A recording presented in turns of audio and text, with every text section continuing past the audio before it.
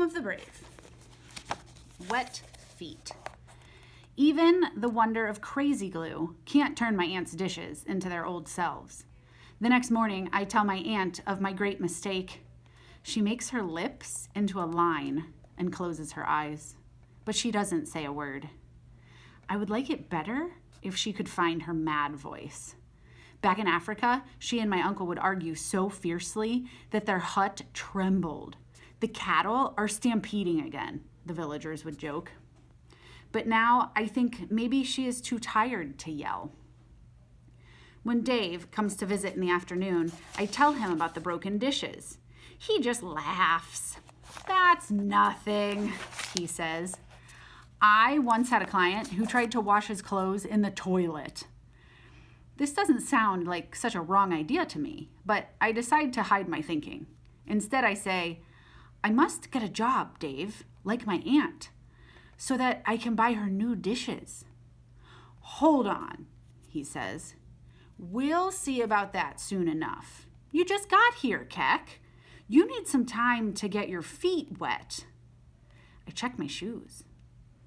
It's true enough that they are dry. "That's called an idiom," Dave explains. "You're going to run into a lot of those. It means get some experience." Dave turns to Ganwar, who's sprawled on the couch like a dozing dog. "Actually, I've been meaning to talk to you about a job, buddy. There are some openings at a couple fast food places on the bus line." Ganwar groans. He doesn't bother to open his eyes. "I didn't come to this country to sweep the floors," he mutters. "You gotta start somewhere," Dave says. "And your mom needs some help with the bills. You're the man of the family now." "A man doesn't wear a paper hat and give out ketchup packets," Ganwar replies.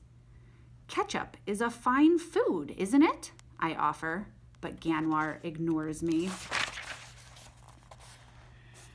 "Don't be intimidated, Ganwar," Dave says. "They'll teach you the skills you need." "I have many skills," Ganwar says, "even with one hand." His words spark like lightning. "Ganwar is a great herdsman," I say. "He was one of the best in our village." "We'll talk about this later, Ganwar," Dave says. I follow Dave to the door. I want to ask him something, but I am afraid he will say no. I take a big breath. "Do you remember the cow we saw that day?" I asked. "I would like to go back and visit her again." "Gee, I can't today, Keck," Dave says, "but maybe next week." He did not say no, I realize. So I try again, just like I would have with my own father. Sometimes, if you ask enough, fathers turn maybe into yes. But only sometimes. "Maybe I could take the bus. My new friend Hannah takes the bus to many places," I say. "She could come with me." Dave thinks for a moment. He takes a little piece of paper and a pen out of his coat pocket and writes some words. "This is where the farm is. But don't try going without a friend to help you, okay?" "Okay," I say, and I put the paper in the pocket of my jeans. "Give her a pat for me, buddy," Dave says as he opens the door. I think he is just being kind, since I'm certain he is not a great lover of cows. I wave goodbye and smile to myself with the secret comfort of a big idea. Bus. On the day with the name of Saturday, Hannah and I wait by the road for the bus to come. It's even bigger than the school bus, with the sour breath and slow growl of a starving animal. The door squeals open and I follow Hannah up the stairs. She pours quarters into my glove. "Here," she says, "do like I do." Her money clatters into a box by the driver. "But," I shake my head, "the school bus is free." "This one you pay for," she says. "Come on, hurry up." The driver makes a face that says, "Stupid new to this country boy." "But Hannah," I say, "I can't take more money from you." Hannah, tips my glove over the box, and the quarters slip in with a happy jangle. She grabs my arm as the bus rushes forward. We pile into a seat near the back. See, my mom sends me money sometimes, Hannah says. Her nose and cheeks are red as sunset sky. Just, out of the blue. No explanation, no letter. It just shows up. I used to write her and say thanks, but now I don't bother. She never writes back. Anyway, my foster mom always hands the money over to me. I give her some, and then the rest I put in a box under my bed. But it's yours to spend, I say, not mine. Hey, you get a job, you can pay me back. Meantime, keep your eyes open. I blink, but look out the window for this farm. I'm not sure if Dave's got the right stop or not. I never noticed a farm out this way. It's a very small farm, I admit. After much snow and many buildings, I see at last the little farm. The bus pulls over, and we step into a pile of snow as high as our knees. There she is, I say. The cow is standing near a shed. She looks bored and cold. I thought she was a girl, Hannah says. She has horns. Girl cattle can have horns, I explain. Really? Hannah asks. Way to go, girl cow. So now what? When I take a deep breath of city air, it is like swallowing an arrow. Now, I say, I get my job. Lou. It's a hard walk to the house where the owner of the cow lives. Much snow makes a home in my boots. When we get to the door, Hannah shows me a button that makes music happen, and soon the door opens. The old woman standing there doesn't seem surprised to see us.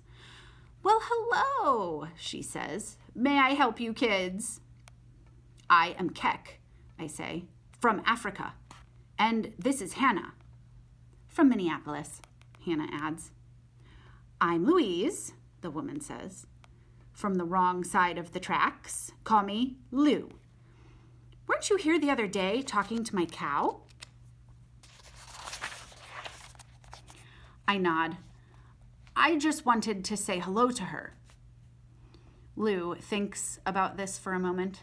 It's bitter out here. Come on in. We step into safe, warm air and sweet cooking smells. So, are you two selling something? Lou asks. Raising money for school? I'm here about your cow, I say. I see, Lou nods slowly. I think that she is not so happy, I say. I try to say it gently so that my words will not sting like an insect. Lou puts her hands on her hips. She's wearing jeans like mine and a big shirt. Her hair is short and silver, like a fresh moon. She has many wrinkles to show her great knowledge of the world. You two better sit. This may take some time. Lou points to the kitchen table. I was unaware that my cow's depressed. Although I'm not entirely surprised, she's seen better days.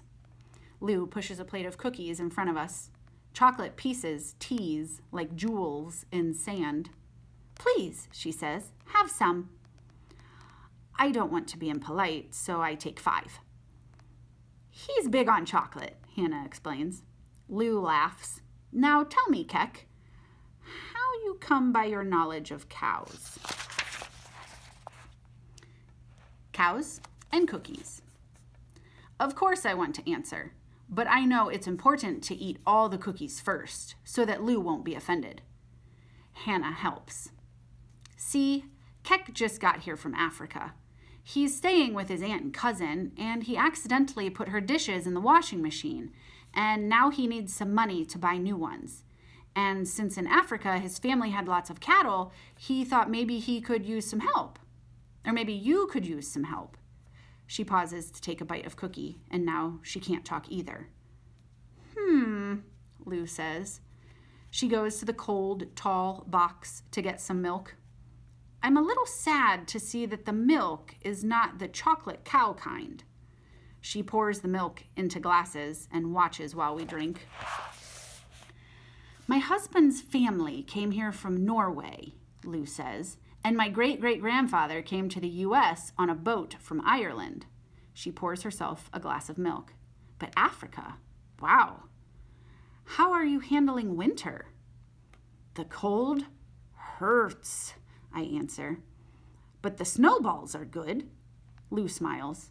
She tells me why you think my cow is unhappy. Whoops. Sorry, let me back up. Lou smiles. So tell me why you think my cow is unhappy. It isn't because you don't care well for her, I say quickly. Well, not as well as I should, Lou says. My husband died last year, and with my achy old bones, I'm having a hard time keeping up. She picks up a cookie, but doesn't eat it. I may have to sell the place soon. I had an offer, a good offer, and I have a lot of hospital bills to pay off. I don't know. We'll see.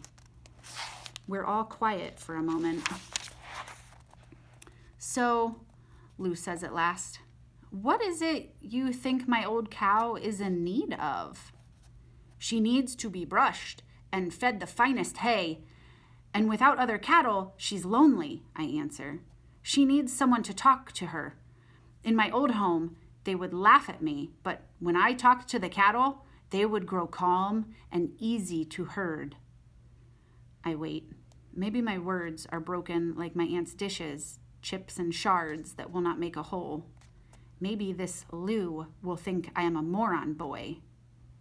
Have another cookie, Keck, says Lou. Night talk. That night, I wait far into the darkness for Ganwar to come home. He stumbles a little when he crosses the room, and he carries the bitter smell of smoke. Where were you? I ask. With some friends, he says, and he plops onto the sofa like a sack of grain. I've been waiting for you, I say. I wanted to tell you my news. I got a job. Ganwar lifts his head to stare at me. A job? Doing what?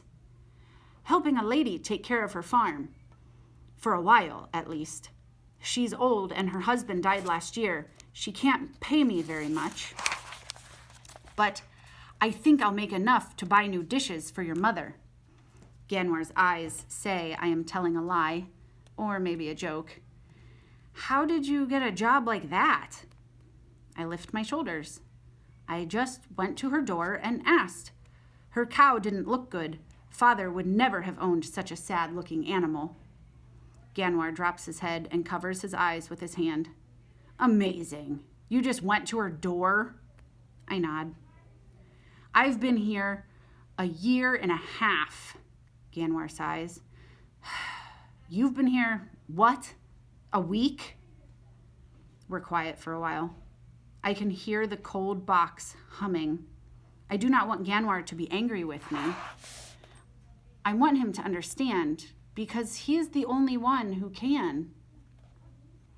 I miss the cattle, I say at last. I miss moving them, watching them graze. The sun's so hot on your back. Father singing. Ganwar doesn't answer. I think maybe I should not talk of days past with my cousin. I cringe, waiting for the heat of his words. Ganwar rubs his eyes. When he speaks, his voice is sad, not angry. I always knew what to do, he says. Morning, they'd graze. Noon, we'd lead them to a stream. Afternoon, we'd head for home. We always had somewhere to go. Not like here, stuck in the apartment or at school. He sighs. It all made sense. Here, nothing makes sense. Maybe it will, I say. Maybe if we're patient. I hear the fear and hope fighting in my voice. We don't belong here, Keck, Ganwar says. This isn't our country. It never will be. Lots of people come to America from other countries, I say. Miss Hernandez taught us that. Ganwar rolls his eyes. Poor immigrants, illegal immigrants. Maybe someday we can go home again, I say. The war is older than our fathers were. The war is forever, Ganwar replies. He closes his eyes. Then where do we belong? I ask. I can see that he's sleepy, but I want Ganwar to tell me this one thing. I wait a long time for Ganwar to reply, but he's asleep, snoring softly. I watch his untroubled face. I cannot seem to get up. Ganwar's words lie in my lap like huge rocks. I am not strong enough to move. I sit and sit, waiting for the sleep my cousin has found, wishing for dreams of our old life, of fine, strong cattle, gently complaining like tired children as we guide them safely home.